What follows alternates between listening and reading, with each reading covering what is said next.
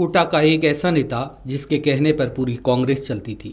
वो जिसे चाहे उसे कांग्रेस की कमान थमा देता था, जिसे चाहे उसे महापौर की कुर्सी पर बैठा देता था, प्रदेश कांग्रेस में अपने चहेतों को पद दिला देता था।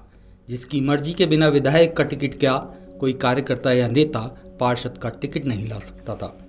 वो अगर किसी नेता के सिर पर हाथ रख दे तो उसकी चांदी हो जाती थी। वो अगर कुछ बोल दे तो पूरी कांग्रेस जय जयकार करने लगती थी। अपने आप में इतना ताकतवर कि अपने आला कमान को अंगूठा दिखा दे और आला कमान मन मसोच कर रह जाए, जिसकी अदावत उसकी सरकार का कोई मंत्री ना कर पाए, जो अपने प्रदेशाध्यक्ष को भी अनसुना कर दे, जिसके लिए एक नारा पूरी कांग्रेस में प्रचलित था, हाड़ौती का एक ही लाल। आप सही समझ रहे हैं, और अगर आप सही नहीं समझ पा रहे तो हम आपको बताते हैं, वो है नेता हैं शांति धारीवाल।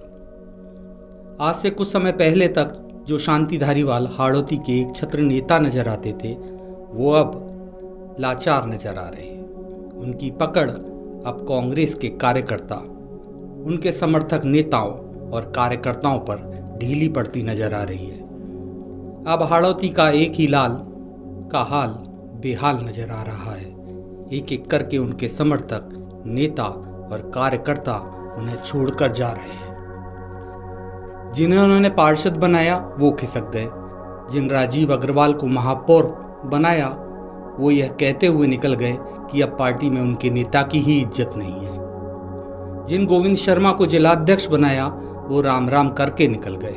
जिन संदीप भाटिया को कांग्रेस जिला संगठन में उपाध्यक्ष पद देकर नवाजा, वो नजरें चुराने लगे। इतना हो जाता तो भी कद्दावर नेता कम से कम लाचार तो नजर नहीं आते।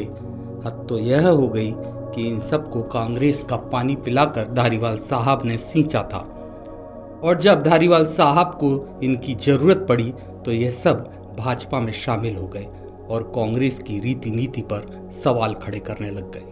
अब धारीवाल की पकड़ इतनी कमजोर हो गई है कि वो अगर अपने मन की बात भी कांग्रेस कार्यालय में कार्यकर्ताओं के सामने रखते हैं तो कांग्रेस कार्यकर्ता उनसे नाखुश हो जाता है, खुले तौर पर उनकी निंदा करने लगता है। ऐसा नजारा कुछ समय पहले कोटा कांग्रेस कार्यालय में देखा जा चुका है। अब तो यह भी चर्चा जोरों पर है कि उनके परिवार के सदस्य ही भाजपा में जा सकते हैं। धारीवाल की पकड़ आखिर इतनी ढीली क्यों पड़ गई, अब इस विषय पर बात करते हैं। दरअसल जब से कांग्रेस ने कोटा लोकसभा चुनाव में भाजपा छोड़कर कांग्रेस में शामिल हुए प्रहलाद गुंजल को अपना प्रत्याशी बनाया है, तभी से कोटा कांग्रेस में नई ऊर्जा का संचार हो गया है। कोटा लोकसभा क्षेत्र में आने वाली 8 विधानसभा क्षेत्रों में कांग्रेस उत्साहित है।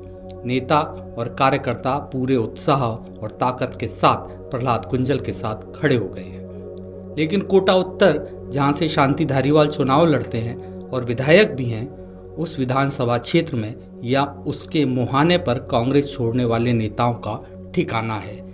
यह नेता धारीवाल के ही खेमे से आते हैं। अब ये कांग्रेस छोड़कर भाजपा में शामिल हो गए हैं तो इसका प्रभाव भी सीधे तौर पर धारीवाल पर पड़ रहा है। गुंजल भी कोटा उत्तर से ही चुनाव लड़ते हैं। गत विधानसभा चुनाव में वे धारीवाल से मात्र 2400 के मामूली अंतर से हार गए थे।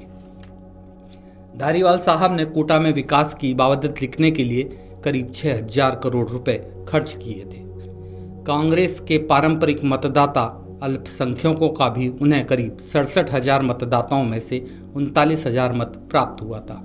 ये संख्या और ज्यादा हो सकती थी, लेकिन हुई नहीं, क्योंकि अल्पसंख्यक मतदाता का एक वर्ग धारीवाल साहब से नाराज चल रहा था और गुंजल ने भी अल्पसंख्यक मतदाताओं में अपनी पैठ जमा रखी थी। शायद यही वजह रही कि शांति धारीवाल साहब इतना सब कुछ होने के बावजूद मात्र 2400 मतों के अंतर से ही चुनाव जीत पाए।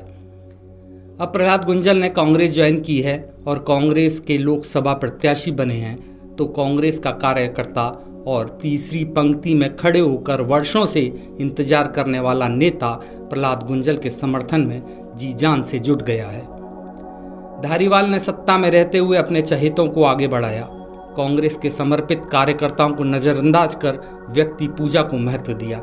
इसी का परिणाम है कि जब वे सत्ता से बेदखल हुए तो उनके चहेते उन्हें छोड़कर जाने लगे। प्रहलाद गुंजल के रूप में मजबूत नेता मिला तो व्यक्ति पूजा का वर्षों से दंश झेलने वाला समर्पित कार्यकर्ता अब मुखर हो गया है और प्रहलाद गुंजल के पीछे जाकर खड़ा हो गया है।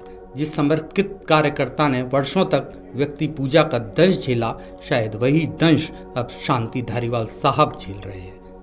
व्यक्ति पूजा का दंश शायद धारीवाल साहब को छलनी कर रहा है, उन्हें कद्दावर नेता से लाचार दिखने वाला नेता बना रहा है। धरा डिजिटल के लिए पीयूष प्रत्यक्ष की रिपोर्ट।